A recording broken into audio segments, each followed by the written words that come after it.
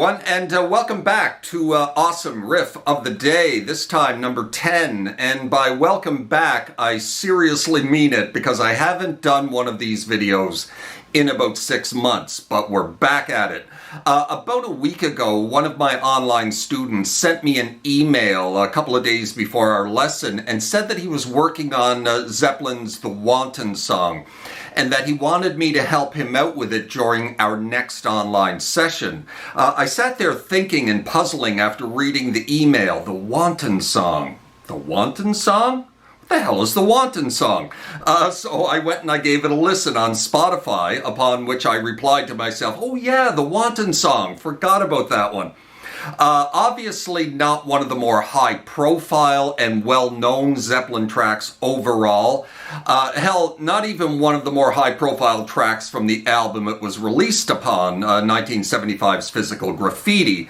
But oh, what an incredible guitar riff this is. One of Jimmy's best. I personally would put this in the top 5 of Jimmy Page riffs. It's that good. And apparently, so would Jimmy Page himself. During a Guitar World magazine interview in 2006, it was mentioned to Jimmy Page that some of Led Zeppelin's biggest hits, Stairway to Heaven, Kashmir, Over the Hills and Far Away, didn't have choruses. Jimmy Page replied with the following: as far as I'm concerned, the riff to Led Zeppelin's The WANTON Song is so good that is the song's chorus. It could go on for half an hour and I would be completely riveted and satisfied. It's so powerful and concise that it never gets boring. And that's what Jimmy said about his own riff. I agree with that assessment 100%. It was also one of Robert Plant's favorite tracks as well. In a 1983 magazine interview, Plant was asked what he considered the musical highlights of his time with Led Zeppelin. The very first song that popped into Robert Plant's mind wasn't Stairway to Heaven or Whole Lotta Love or Kashmir or The Immigrant Song or any other number of high-profile famous Zeppelin tracks. It was the WANTON Song. Just to hammer home the fact that Page and Plant held this track in such high regard out of Zeppelin's vast catalog of music, that in the mid-90s, when they reunited for a couple of world tours under the band name Page and Plant, they opened the majority of these shows with none other than the WANTON Song. Just a fantastic riff from Jimmy Page on this one. Hell, the whole song is fantastic for that matter. Don't know why people don't talk about this one more often. Regardless, today we're going to show you how to play it. So let's get at it. All right, let's have a look at how to play this one. Let's get my camera down just a little bit more. And we are in standard tuning with this one, and kind of starts like this. We're doing octaves on the G note there at the 3rd fret of the low E string, and it's octave at the 5th fret of the D string, with double hits at each one. Now, this is played pretty loosely by Jimmy Page. So, like, he kind of mutes the A string and he's kind of strumming these, kind of like kind of a loosely played. And you know, by muting the A string with your index as it's on the G note at the 3rd fret. And sometimes he doesn't hit the first note twice. Sometimes he only hits it once. Kind of like that. And live, I watched a couple of live videos of this one, and he hits that note once every single time. 1. And then 2 for every other note. Most guys you see teaching this online will say hit that first note twice. But there's layered guitars on the studio version of this one, so maybe he is just hitting it once, but the guitar underneath, you're hearing that as well, so it sounds like 2. You can do it either way. You can hit it with 1 note, you can hit it with 2 notes, you can mix it up.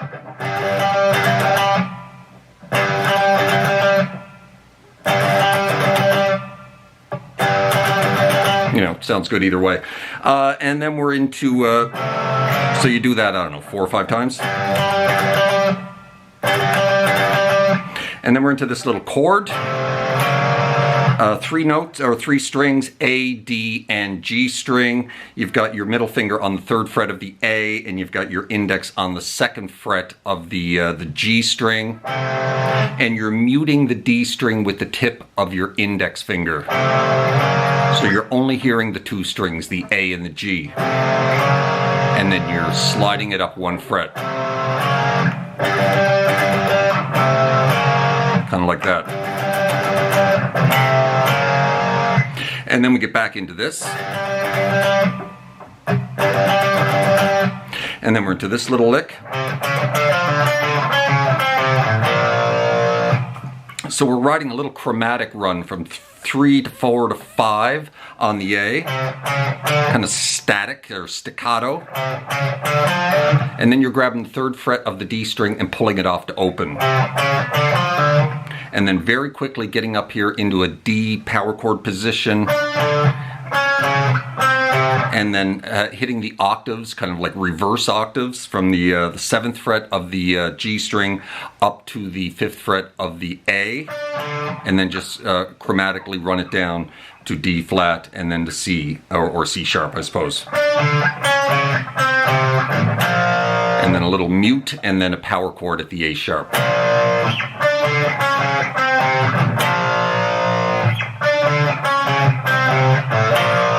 You can also get that D string in there with your pinky.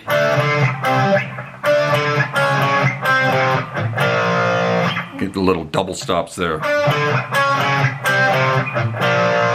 He does that as well. And like I said, it's all very loose. It's very...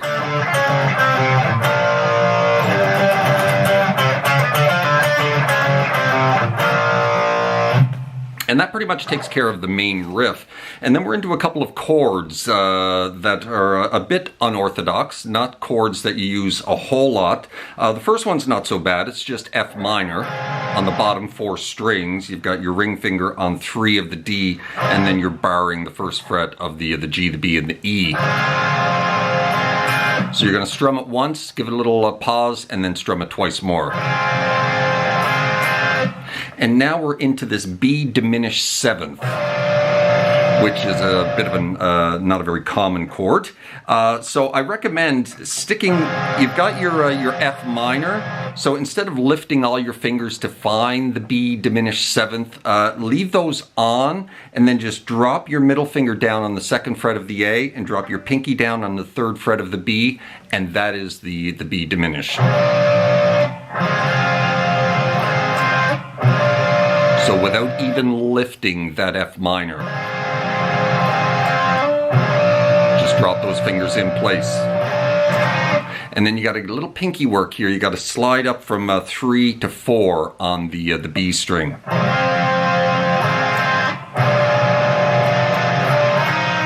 Kind of like that. And then we're into a C minor 7th. And that's here at the, barring the 3rd fret from the A string on down, and you've got your middle finger on the 4th fret of the B, and your ring finger on the 5th fret of the D.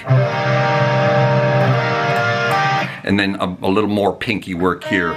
So strum it once, and then strum it a second time, and then you're going to grab the 6th fret of the B, and then upstroke on the barred 3rd fret of the high E. Kind of like that.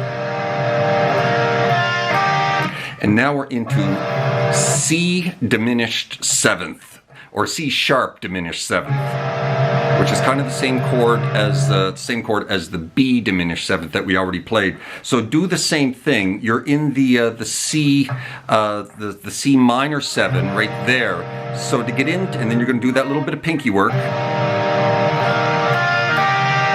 Now you're going to lift your middle finger from the 4th fret of the B up to the 4th fret of the A, and you're going to get your pinky on 5 of the B, while leaving those 2 fingers in place. Leave the bar in place and leave your ring finger on the 5th fret of the D.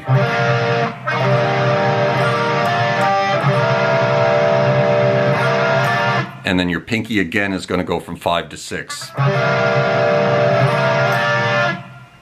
And you got that, so slowly.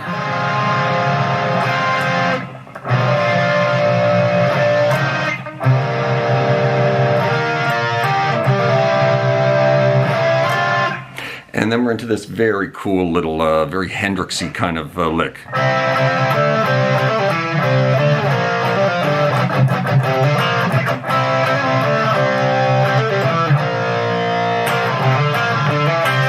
And that's just right up this kind of pentatonic shape here. You're barring the 5th fret of the G and the B, and then you're hammering on pulling off from 6 of the B string back to the 5. And it's all double strings. It's kind of the whole lick is all double stopped.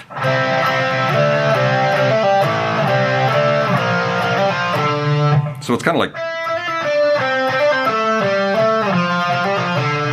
that's kind of the lick, but you're hitting 2 notes. You're barring the 7.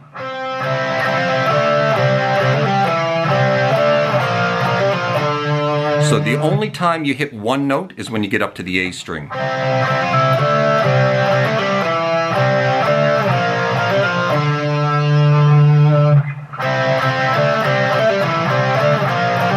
Very Hendrixy. And then a couple of little chug mutes, and then a little hammer on from 3 to 5, and then back down to the double stop at the 3rd fret of the D and the G.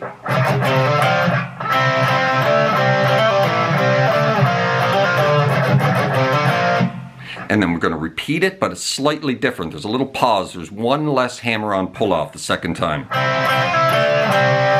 And then you get a little pause there when you get to that double stop at the 5th fret.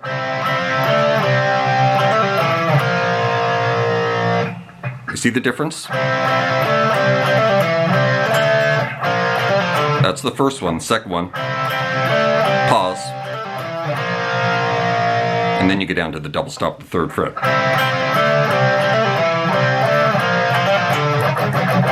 Second one, pause. And then we're going to do a couple of little hammer on 3 to 5, grab the double stop, and then move the whole thing up to 5/7, do the exact same thing.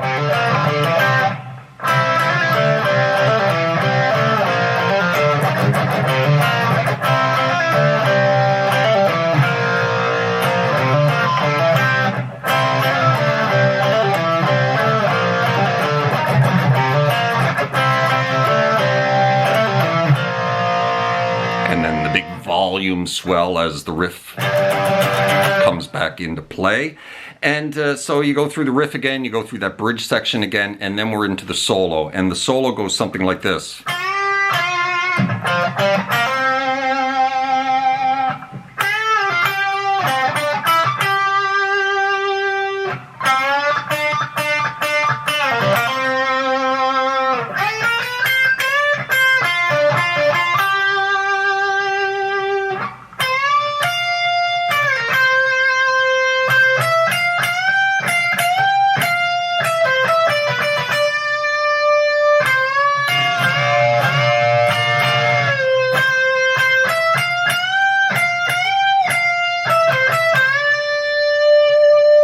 Big volume swell again, back into the riff. And so it starts here at the 6th fret of the B string, full step bend, release to the natural note, and pick it when you get back to it. And then there's a little chug in there, and then it's kind of like this. Little chug. And then 3, 5, and then hammer on 3 to 5 of the G. Quick little hammer on. Then we're into this. Bit of an odd note, that one. So we're going to bend 8 of the G string, or sorry, of the B string, and release it back to the natural note. Sorry, we're not. We're going to bend it, pull off to 6, and then hammer back on to 8.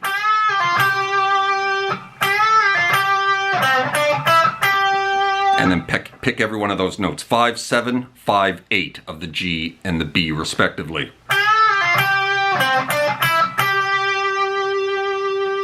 And then we're going to back up to 5 of the G string. So you're going to bend that a full step bend, and you're going to give it 4 or 5 plucks, nice staccato type plucks when you get it at the top of the bend. And then pull off the 3, grab 5 of the D very quickly, and then hammer on back 3 back to 5 of the G string. Kind of like that.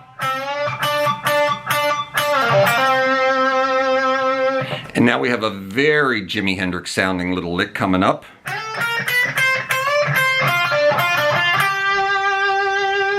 We're going to slide into 5 of the high E, and then we're going to chromatically run it up 6, 7, 8 of the high E. And then full step bend, release back to the natural note at 8. And then you're going to go 6, 7 on the B and the G twice. And then you're going to go 6, 8 on the B, and that finishes up the first half of the solo.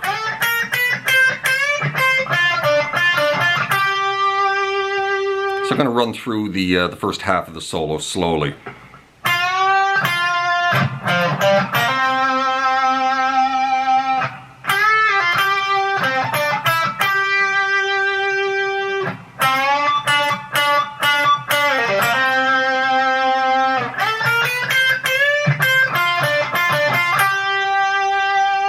And now we're into the second half of the solo. We're going to jump up here to the 13th fret of the B and give it a full step bend and get your pinky on 13 of the high E. And then you're going to release that bend, pre-bend, release back to 11 of the B, and then hammer on back to 13. Pick that note actually, don't hammer it on. And then we're into this.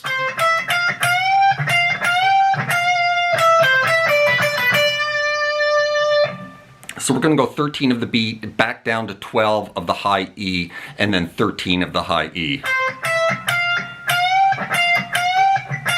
And then 2 bend releases of that note at the 13th fret. And when you get back down to the natural note, you pick it each time.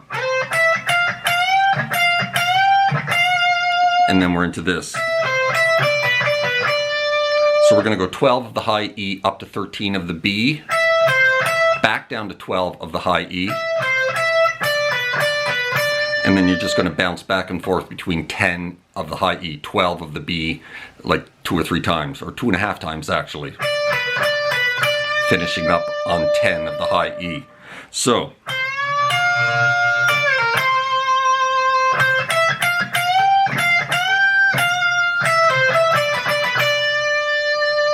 and then you're going to get back into this double stop position again, bending 13 of the B with your pinky on 13 of the high E, and you're gonna hammer on that like 4 or 5 times. And then release it like the 4th or 5th time back to the natural note at 13.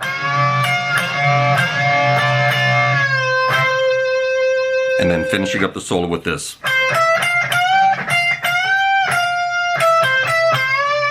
Which is very similar to what we did earlier. 13 on the B, down to 12 of the high E, up to 13 of the high E.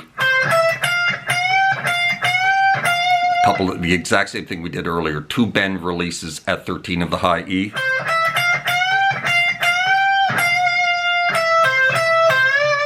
And then 12 of the high E up to 13 of the B, back to 12 of the high E, and then a full step bend at 13 of the B. With a little vibrato added there, and the big volume swell comes in again. So just going to run through the second half of this solo slowly.